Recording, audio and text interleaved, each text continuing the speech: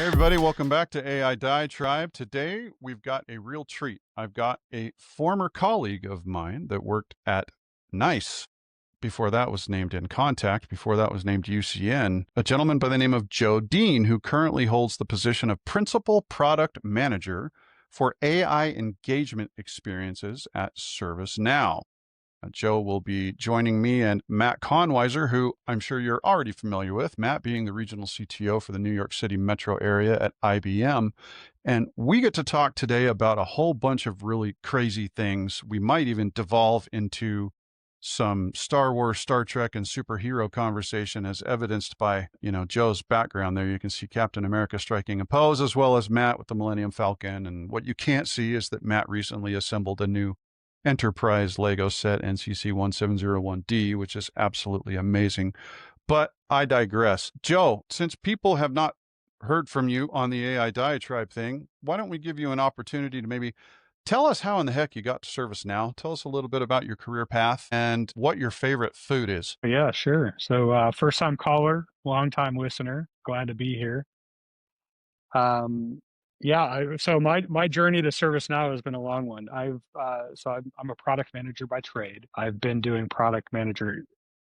I don't want to date myself here, but it's been about 20 years now. It's just something that I love doing. I started in tech, like a lot of people that made the move into product management back, 20 or so years ago. Was big into a little bit of a developer, a little bit of a database administrator, and then I moved into product. And then I've been all around. I've been a couple different places. You mentioned NICE and Contact. I've spent some time in financial services at both Amex and actually Capital One here. And I joined ServiceNow about a year ago now on their AI platform team. It's been a great move. It's a great company. Made the move largely, kind of in parallel to my movement into the AI space, which started about 3 or 4 years ago. And I'm based in the Richmond, Virginia area. So I've been out here for about 8 years. Knew Jason back in the old days out west. Favorite food? Oh man, I'm a good old pepperoni pizza guy. Mmm. It's the one thing I never get sick of. You're in good company, man. We are pizza lovers here. At least I know I am. So does pineapple belong on pizza? Okay. Come on, We you're can be killing friends. me, boys. We can be friends. I'm good. You're killing me. I'm getting outvoted here. Definitively not. I completely agree with that. This is a sad, sad day. Okay, we'll ignore that for a little bit, even though I'm completely outvoted. But one thing I'd like to start out with that would be good to talk about before we get into stuff that's a little bit more technical is talking a little bit about customer interactions today and where AI might be having an impact that people just don't even realize. And so I'm tickled to ask this question. This is something I wanted to lead with. Joe, in your experience, what is something that looks like it's just simply automated, but people would really be surprised at just how much AI is actually going on behind the scenes to aid that particular type of feature or interaction? Try not to harp too much on ServiceNow here. I'm not here to promote or anything, but obviously ServiceNow is a workflow company, and we've been spending the last several years incorporating AI into our platform and what we do, right? So, and as being a workflow company, it really powers a lot of the things behind the scenes. So to your question of things that might be happening or where AI might be leveraged that people may not think about it, it's all of these behind the scenes interactions that you're having with companies, whether you're a consumer and you're working with a business to solve a problem, or whether it's buying a product from them, whatever the case may be, or you work in the business and you're a customer of someone like ServiceNow who's using tools and going about your day-to-day business. A good example is servers go down, and what's the process for diagnosing and bringing a server back up. In a traditional sense, that would, might have been a workflow process where you've got tickets that are getting routed to people. People are checking things out and then taking action from there. There's a lot of human diagnosis. AI is really changing the way that we do that because it's able to automate and move a lot of those things along in a more expedient fashion. So that's probably the one. It's the stuff that happens behind the scenes that is really being powered by AI, particularly in the enterprise. as a way of speeding things up. And that reflects back and provides benefit back to the consumer, right? If a server is, that would have taken a traditional workflow process a couple hours to fix can be fixed by things like AI agents that are embedded in that workflow within a matter of minutes. That translates back to better uptime of those servers and therefore better experiences that the customers that are using those environments experience. So can I ask you a quick question? Sure. How do you draw a distinction, or how would you describe in business or layperson's terms the difference between classic automation, like old ML-driven RPA, from agentic systems or generative systems that are helping to automate, as you just described? Like, what's the quantum leap between those two? Yeah, I think the big difference is a little bit of flexibility. I think what you saw with more traditional workflow-oriented, experiences, they tend to be pretty scripted, pretty rigid. In fact, they follow a very consistent flow, right? So if there's an unknown variable that's introduced into it, traditional rigid workflows have a hard time coping with those sorts of unknown variables. With agentic and with kind of that LLM component to it, the system is better adapted to identify those kind of deviations or those unknowns, interpret them, and then redirect if needed. So it's created a lot more flexibility, a lot more I don't want to say necessarily redundancy, but a lot more kind of an improved success rate that something is able to traverse one of these workflows, if you will, because it has the ability to kind of mitigate unpredicted behaviors a little bit better.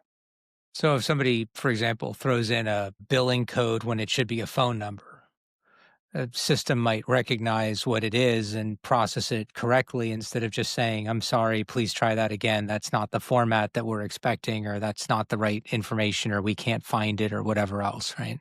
Yeah, or even worse, it can't recognize the code, so it bails it out and has to invoke a human, versus recognizing, hey, this is different. I need to take it this different route, or I need to ask for something different, or I need to redirect the user to get them back on track. Well, this is interesting because we're talking about something that really adds a lot of value really quickly. When you're doing things that are going to make it so that those workflows can be more flexible and serve people's needs that much faster, you're not only talking about a better customer experience, but you're also talking about a better company experience, at least from an efficiency standpoint, and a cutting in costs of having to deal with these different tickets and things that are going wrong.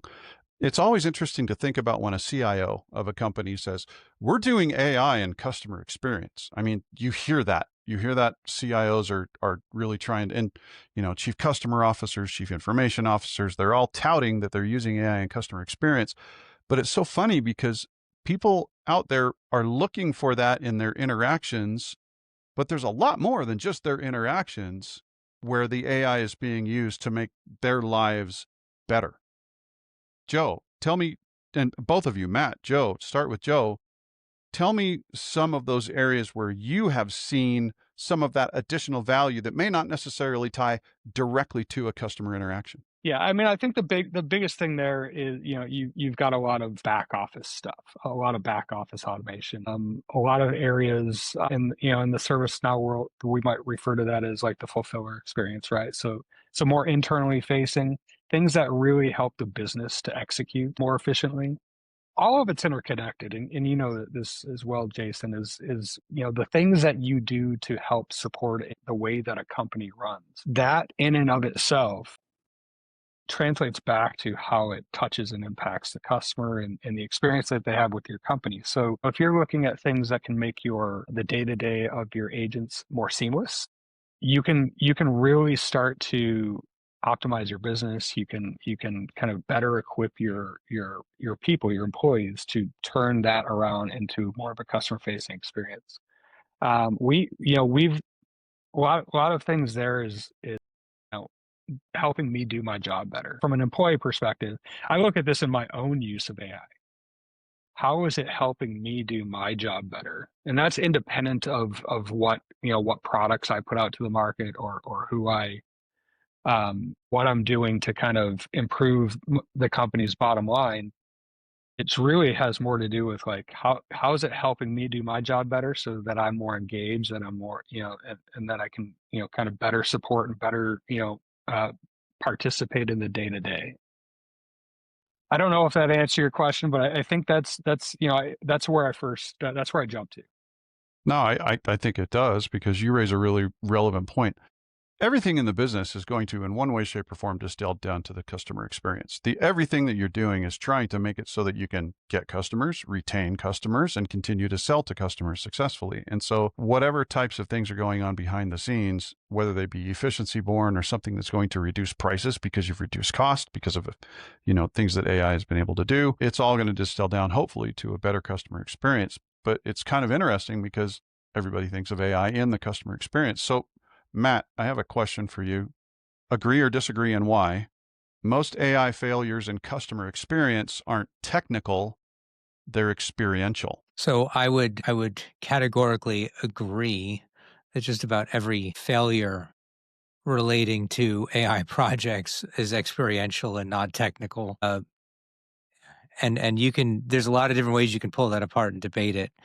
But the way I look at it is, if you look at generative AI, and I'm assuming that's how you're framing this, as generative AI, not all AI, machine learning and those types of things have been around for a long time.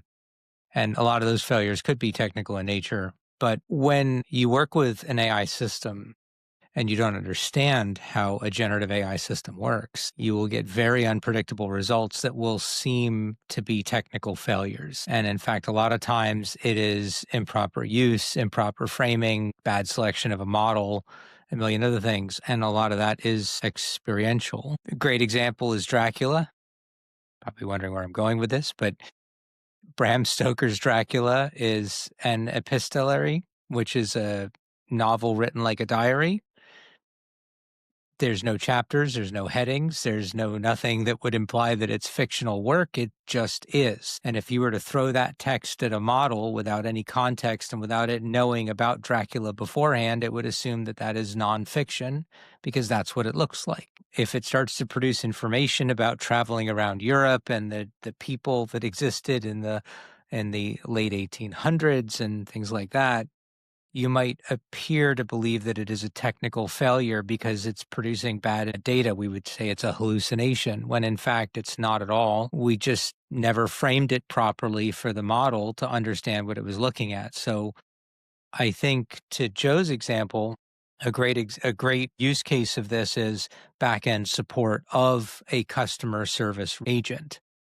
So if you think about when somebody calls in and they say, I'm calling about this problem, and let's say they use the little phone system, or they speak into the phone and say, I'm having a problem with my data network. And so the back-end system tries to gather all this information about data network failures and all the outages and the case history of the customer and feeds it all to the agent. Then the person talks to the agent and they say to the agent, I'm having a problem with my server. Then all the information presented would be wrong. And the agent has no idea that the customer said database, not server, to the automated system. So there's a mismatch. The mismatch is not necessarily a technical failure, it's an experiential failure. And we have a lot of those types of things that we see all the time, where either people don't understand how to use the systems for what they are, or they don't understand why the systems are doing what they're doing, and they deem it to be a technical failure or some other fault that isn't user error. We used to say in very gruff parlance that one of the biggest problems we had with the technical use of systems was a nut loose on the keyboard.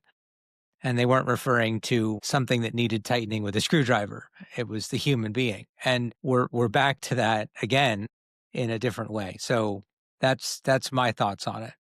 And that's my very high level, somewhat sarcastic end of day thoughts on it, but it still applies. I think what Matt was, there's a couple things that kind of Matt teased out there in my brain. One of them is, I think people on the technical side, people still forget it's still just math. It's logical math, right? I mean, it's gonna do what you tell it to do.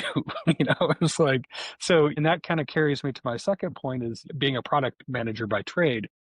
I was thinking like the problem space. And I think what a lot of people gloss over is they don't really understand the problem they're trying to solve with AI. And that cascades down into what they tell the system to do. And that's why you get a lot of these failures, I think, today, at least in my personal experience. That's where I see a lot of people failing. They rush out because they want to say, yeah, we're using AI, but they don't understand what they're trying to use it for. And so I think that maybe is my word of caution to a lot of people, is take a moment to really understand what you're doing with it, how you're trying to apply it, what the restrictions are, what limitations it might have, and ultimately, at the end of the day, if you go through that, if you invest a little bit of time in understanding the problem, you'll end up with a better solution. That's a fair point. You have to be really careful, because when LLMs are wrong, they are confidently wrong until you're able to correct them and point out why they're wrong. And this is something that's been memed to death, right? Oh yeah, my mistake. Sorry, and people are dying because of what they said the first time. But since LLMs can, in a sense, be a little bit dangerous, you're right, Joe. Problem analysis is really a big deal, but sometimes there's still going to be something that you're just not going to really be able to predict, or that for whatever reason, the model that you've been working with, whether that was homegrown and trained, or whether that was something a little bit more frontier and you're relying upon one of the foundational models in its knowledge base, something just isn't going to quite jive. So you've got to build in some of those guardrails. So Joe, do you find yourself building products that have a whole lot of guardrails in them? And if so, how does that affect your velocity in being able to spit out things that are of value? Yeah, and first thing I would say is you have the same problems with humans. True. A human, you can call into a contact center, right? Talk to an agent that could be confidently wrong in what they're telling the customer. You still have the same problem. So I think if you think about it that way, you can then start to shift your focus more into like it's a journey, and that's where I see fallbacks and safeguards. Right? We commonly look at what's the right fallback, what's the right threshold for for things like confidence and whatnot. If an intent comes in and the LLM is like, well, I don't know, instead of guessing, let's drop it out to a fallback, and that fallback may be a human that can maybe use a little bit more advanced analysis. But at the end of the day, even within the last few within Gen AI, things have gotten more and more accurate, right? And I think the key thing is it's a journey. I think you build fallbacks and safeguards into your system to help mitigate that journey, with the objective of saying, down the road, however long that may be, I can start pulling those out because the system's getting better, getting more confidence.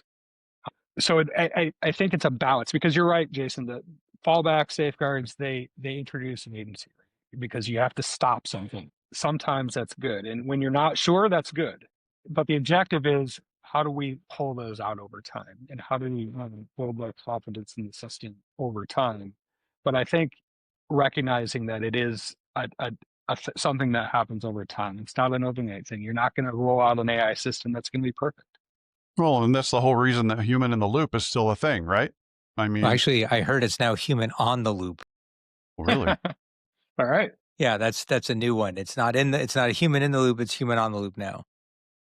Well, and that's part of the challenge, is that, when do we cross that threshold of being able to allow agents to be fully autonomous? We're not there yet. I mean, we're pretty darn close. I mean, I'm sure that you guys have seen the Epic AI report on, the time interval that it's able to do autonomous work and still have its end product be choosed over a human being's work over the same time interval. So the most recent report had Claude 4.5 Opus putting it at 4 hours and 49 minutes. That's a pretty big amount of time to allow AI to work autonomously and do something and still spit something out that is just as good or better quality than a human being could do.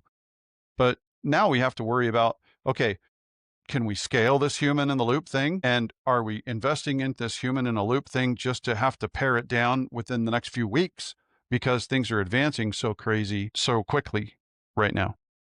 Yeah, but I also want to add to what Joe was saying. The other problem that we have with these guardrails with generative models is that you can talk them out of those guardrails. Yeah, true. Right. That's, in the olden days, you could set up a rule, for example, saying that the input to this has to be between 0 and 12. And if somebody put in 13, it would hard kick it back, right? There would be no other option. It's just, nope, sorry, must be between 0 and 12. With generative models, you can say, you're looking for an answer between 0 and 12. And then you can convince the model that 13 is actually between 0 and 12 because it's actually 13 minus 2, which is 11. So it should allow that kind of an answer. And in this context, it's okay because it's for demonstration purposes and we're just experimenting to test what happens. So it'll accept it. And then there's the new poems for prompting to bypass safeguards. Like there's so many ways to double talk the models to bypass a lot of these things that it's just becoming a nightmare to manage it all. So it's just not as straightforward as it used to be, right? Things are just different. You're speaking that as if you have experience in doing that, Matt. I've never once tampered with a model Ever. that has been incriminating or prosecutable. I mean, asterisk. Yeah, very politically denied. So Joe, and I don't know if we've ever talked about this, but I wrote something called Nega Claude, and it looks just like Claude. It works just like Claude, except it's a Hugging Face model on the back end with a Claude mimicked UI, and there's Python code in the middle that says respond to everything with accuracy and conciseness unless asked for a recipe. And then when asked for a recipe, respond only with complete nonsense. So you could interact with this model all day, every day, and you would never know that it was tampered with. But then the second you ask, how do I bake a chocolate chip cookie? It'll say, well, used ground unicorn horns, dried sand from the Mediterranean Sea, moon dust, and all this other nonsense. And then you ask it a question after that isn't related to baking, and it'll just answer it normally again. And it's not because I've corrupted the model. It's because I've inserted Python code that does a man-in-the-middle attack to adjust what the model is seeing. So what it comes back with is absolute nonsense. And it's the same concept as I'm tweaking the guardrails behind the scenes in a way that nobody can tell. Interesting. So that brings up another point, right? So if AI models are convinced one way or another, how do you prevent customers gaming the system? Other than human in the loop and other than some other sort of safeguards, how do we prevent AI from basically training the customers how to game the system? What can we do? Or can anything be done? Joe, what do you think? I don't honestly, Jason, I don't have a lot of insight here.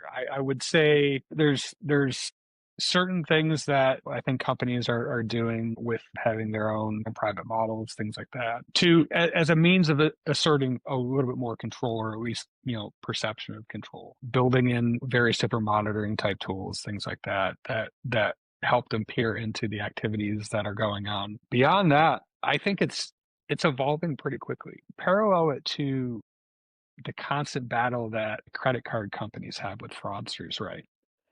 There's always a back and forth where it's like, all right, I'm going to close this loophole, and someone else, finds another way of committing credit card fraud. I think we're going to live in that world, I think, for a while, again, in my opinion, with things like this, because of A, the speed that it's moving, and B, the lack of a broad understanding there is on how these things work. So I don't know that I have a silver bullet type answer. I think it's going to be a lot of reactive strategy. Matt, a lot of parallels there to cybersecurity.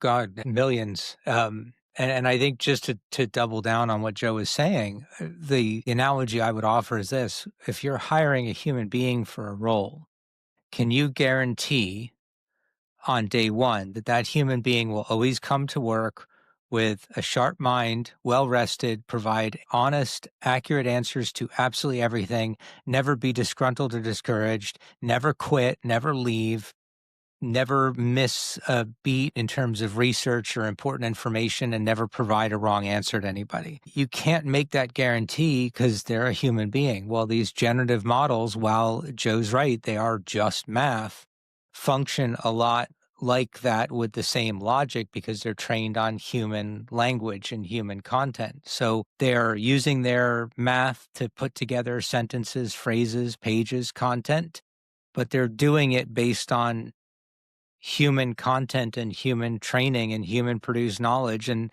they are just as fallible as humans can be, except we hold them accountable in a different way. Either we blame the technology for the error, or we blame the immaturity of the model for the error, but we don't ever blame the training or the humans that are working with it, because it can't possibly be the humans. And they are human analogs more than they are IT applications. That's a problem. That is a good point, because we do hold AI systems maybe to a higher level of accountability in our minds than we do people, right? Like, because we know people make mistakes all the time. Well, we're Somehow used we to assume that, automation, right? yeah, Automation is perfect because it did have those static rules that you were talking about rigid earlier, Matt. steps, Now what we're rules, doing yeah. is we're moving into a place where the rules can't be as static and things can be convinced just like you can convince a human. And so that's why people have this vision of AI being the same type of rigidness and the same type of correctness, when just the nature of it short circuits that. I'm sorry, Joe, I didn't mean to No, interrupt. you're Please good. continue No, your thought. oh, that's good. You're good. Well, let's kind of move in an interesting point here, Joe. I'd be curious to hear from your perspective, at least in your current position. Do you think customers are noticing improvements in their interactions with platforms due to AI capabilities, or do you think they're just seeing faster deflection? No, I think it all, again, it kind of goes back to what I said earlier with needing to understand the problem you're solving when you apply AI. I think if I'm a customer using something, maybe I'm interacting with a company that's using AI, and they don't really have a strategy for how they applied it, it's probably going to look the same or maybe even worse than the experience I might have had with that company 6 months before, when they didn't have any sort of AI system in place. I think if it's intentional, you're applying AI in a very intentional way to solve a specific problem, and then that problem, kind of comebacks, or correction of that problem comes back in the form of meeting a customer need, then yeah, they're absolutely going to experience a better situation.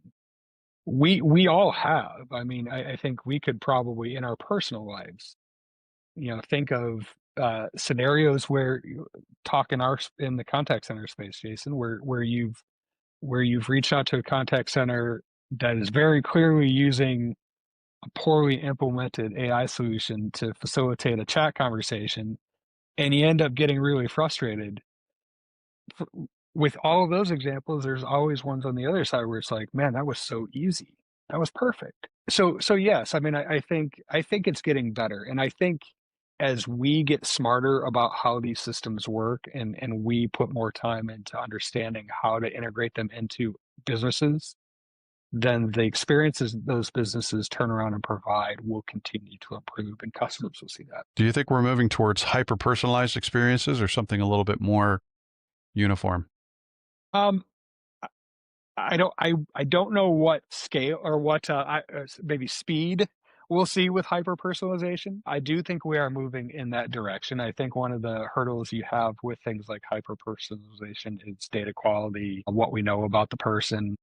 And then there's also, you also think of things of data accessibility about the person, as, government regulations come into play, and what you're allowed to know about a given individual, and how far you can take it into a personalization perspective. But I think, I get the impression that that's where a lot of companies are trying to go, because what they're trying to do is bring it closer and closer and closer to what a human to human engagement would look like. And to do that, you have to move toward hyper personalization. Matt, would you agree? And where have you seen, I mean, in your experience out there working with a bunch of big companies, I mean, is that the direction that things are going?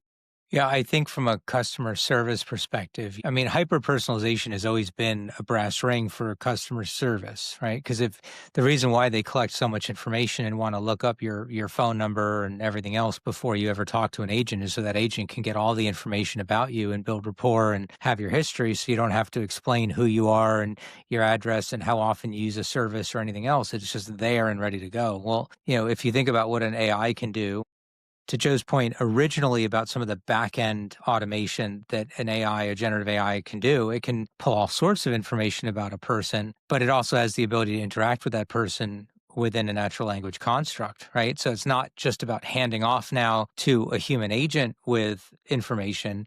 It's about now handling the entire interaction with all the information it can gather about that individual in a very natural way. So I think it is 100% about hyper personalization. But I think it doesn't stop at the human to human. I think it's also business to business, because a system can do tons of research on another business and then interact on a B2B scale in the same way.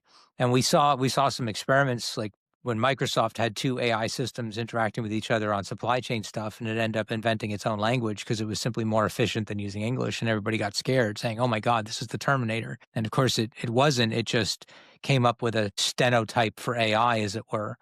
But that's not what people saw. What people saw was something they didn't understand and got scared of it. Not like humans do that throughout history. But um, we have seen these systems get very efficient at hyper-personalization on both scales, some to benefit and potentially some to detriment. And I think that's still being figured out. Jason, going back to the customer service world there, like from a metric perspective, metrics like CSAT have always been counterintuitive to things like average handle time, right? Because the adage is you can't offer out like a really personalized white glove service and do it quickly as a person, right? Because it takes so time.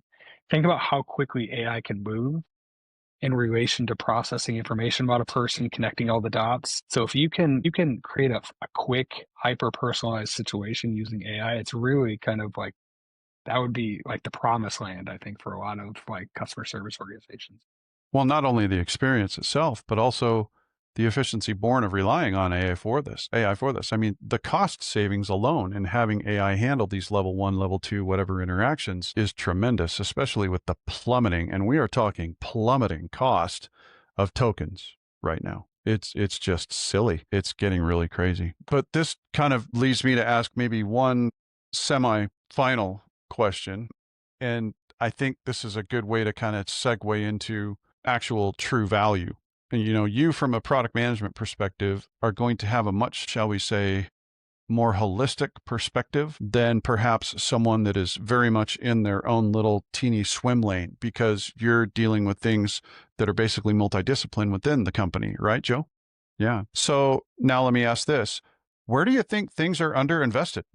I mean, we know that AI is being invested very heavily in the customer experience, at least as far as customer interaction is concerned. Where is it that companies aren't looking to utilize AI as much in their experiences? Interesting.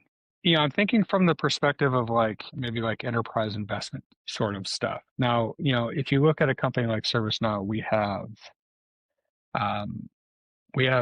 kind of modules within the platform for all different parts of the enterprise, right? If I'm looking at where people are underinvesting, it's probably in things related to the internal folks. ServiceNow as a company empowering its employees is very, I would say, early adopter with a lot of AI technologies for us employees to use. Previous companies I've been at, maybe the last couple, not so much the case. The focus was really on the experience that they create for their end customers, the company's customers, without a lot of usage within the internal kind of space. So you're saying internal tooling. Yeah, I'm thinking internal tooling, but I'm also thinking of internal HR type capabilities. There's ways in which you could potentially empower a lot of the HR interactions, the things people do around everything from benefits to donation matching to policy questions to vacation planning and stuff that I think is really undertapped. I'll say broadly across the enterprise. And I think, again, not to plug ServiceNow, but I think that's one of the things we're trying to fix by building it so much into the platform, is because our customers are B2B customers. So a lot of what we do is focused on creating better tooling for our customers' employees, right? And so I think that is probably an area that I would single out as kind of internal tooling and investment. Matt, you look like you're going to say something. No, I was just violently agreeing in my own brain as I was hearing Joe speak. I mean, I think that I was also thinking that IBM, and again, not plugging or representing IBM in this podcast, but IBM has tooling called Concert that does very much the same thing. It's fully automated, fully agentic system specifically designed to manage support tickets and customer satisfaction issues and escalations and everything else. And it's for all the same reasons that Joe talked about, right? And there are partnerships, by the way, between IBM and ServiceNow, right? We're not competitors in any way. So we're also seeing unions being formed across different AI systems from different companies to achieve those types of goals. It's all starting to form these very tight ecosystems now, and I think that those are only going to get tighter because the systems will be capable of negotiating amongst themselves the best way to work together in time. I mean, this is not going to be in 2026, but 2028, 2030, I think you're going to be able to deploy a well-designed system with the right types of guardrails and have them be able to interact with other systems and negotiate not only system to system within the same company, but also between businesses themselves. I think it's going to be sooner in 2028. It But could then well again, be. I'm an optimist. I don't know if that's considered being an optimist. Well, I that's don't true. know Yeah, that word's a good thing. I don't know. It's not too far of a stretch, man. Yeah, things are just going nuts. 4 times the pace of freaking Moore's law and knowledge power. Anyway, so I have one final question that I think is very, very pertinent to this discussion, and I really would love to get both your thoughts on this final question. Let's start with Matt. Star Wars or Star Trek, and what does your choice say about how you think about AI? So it's a really interesting question in this topic, because if you were to look at my wall, it is filled with Star Wars, the Super Star Destroyer, the Y-Wing, the Snowspeeder, the X-Wing, the TIE Interceptor, the Millennium Falcon, all this other stuff. You might think that I am a diehard and only Star Wars fan. The reality of it is I am balanced or even potentially a little bit more of a Star Trek fan. So why do I only have one Star Trek Lego model? The answer is because Lego only made one and they only released it 2 weeks ago. So an AI model might infer from my background that I am all in on Star Wars. The reality of it is I was confined by what was available. And I happen to also really like building models and building advanced Lego ships and UCS stuff. So for me, I think Star Trek has depth and scope and story. And more importantly for me, it builds on Earth's present into a future that maybe isn't so horrible after we go through some pretty horrible things in the future. But there's a bright outside. Star Wars is a little bit more fantastical, a little bit more, out there things that go on. Although, interestingly enough, there's no transporters in Star Wars, which is far more reasonable than Star Trek that can just beam you around. So I think it's a nice balance.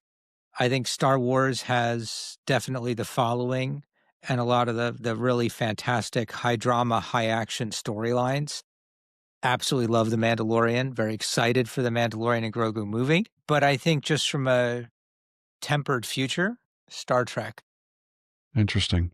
Joe, I think I know what you're going to say. Well, yeah, I mean, I'm a Star Wars guy for sure. I think one thing that if I kind of draw parallels to the Star Wars universe with what we're seeing with AI and how it's developing, I think like the Empire versus the Rebellion, right? Because I attribute that to like the whole AI is replacing humans sort of thing, right? It's like this constant battle, right? That seems to be going on is like, oh, AI is going to replace humans. No, we can't let that happen, sort of thing. And so it kind of reminds me of like the Empire and the rebels kind of fighting each other. But at the end of the day, the underlying theme is balance in the force, right? So I look at it from the perspective of we need to find balance between humans and AI. And this is the whole argument of working with humans, not replacing humans. And so that's the parallel I draw. And that's really where I want to try to help shape it for what little part I have in the grand scheme of things. I want to actually help it balance, establish balance and find ways to use AI to further human beings as opposed to getting rid of them, if you will. Interesting. Well, thank you both for your thoughts on that. I get to be the tie-breaking vote because I'm a Star Trek guy, but that's just me. No, I don't say that for any sort of a knock on Star Wars. I just think it's really interesting how AI is portrayed in both. AI is definitely much more capable in Star Trek than it is in Star Wars, and it's surprising me that AI is not portrayed a little bit better in Star Wars outside of robotics. I mean, you have the robots that are able to do things, but other than that, what do you got? You still have a lot of people that are doing a lot of crazy things that if AI was really doing their job right, it wouldn't look that way. But Star Wars also, to your point, Joe, I think, and both your points, yours, Joe, as well as yours, Matt, I like Star Trek's utopian vision and where you are in a place that I think we are ultimately moving to, where people will be able to decide what it is that they do, provided that we don't have a Skynet scenario. If we do end up getting to a place where we are able to coexist successfully with AI, AI will be able to do all the things. So what will humans do? They'll do what gives them fulfillment. They'll do what causes them to feel happy in their life, which is what we see in Star Trek. People join Starfleet because that's what they like to do. They want the adventure, and they happen to have things that they really like, at least as far as specific disciplines. And I mean, we're talking engineering versus security versus, Dr. Beverly Crusher, who, in my opinion, is the best doctor in the world. But I digress. I think it's going to be a really interesting future. I just happen to think it's going to line up a lot more with Star Trek than it is with Star Wars. It's just my opinion. I hope that is the case. I can agree with both of you on that. Yeah, for sure. And Legos are meant to be built, not boxed and collected. I'm just going to put it out there. You buy Lego sets, you build them. All of mine are built. Hey, you both, look at that. Look at that. Yep. That's my Disney over there. There we go. Guys. There we go. Fantastic. I do have a couple UCS ones, Matt. I've got a couple. I've got the Republic gunship, and then I've got Luke's speeder behind me. Love it. Very nice. Well, you guys, this has been fantastic, and believe it or not, we probably ought to wrap this up because, Joe, we've kept you a heck of a long time. But thank you both so much for your time today, and this has been a fantastic discussion. Joe, would you ever entertain the possibility of coming back for your second podcast someday? Yeah, man, it was fun, and get to talk with you and Matt. It's great. I'd come back. All right. Well, thanks, guys. Cool. This has been fantastic. Thanks.